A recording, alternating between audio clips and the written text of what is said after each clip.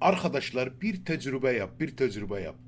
Bir beyaz kağıt getir, bir nokta kara koy üzerine. Tecrübeyle sor insanlardan sen ne görsen ha o kara noktan diyer sana.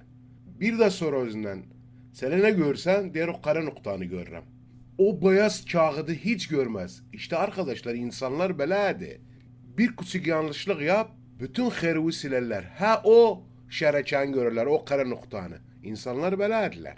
Ha arkadaşlar, eğer beğendiyse hikayetimiz bir like bir comment yaz. Eğer beğenmedi biz seve seve sizlere hikayet sunarıq. Kalın sağlıktan babamın babası.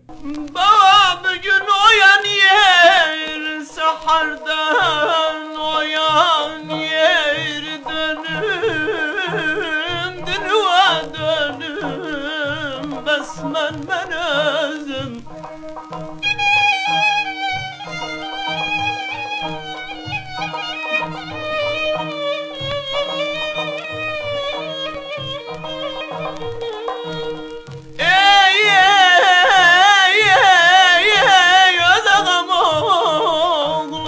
Yüzü sel gelse oymaz bir gün.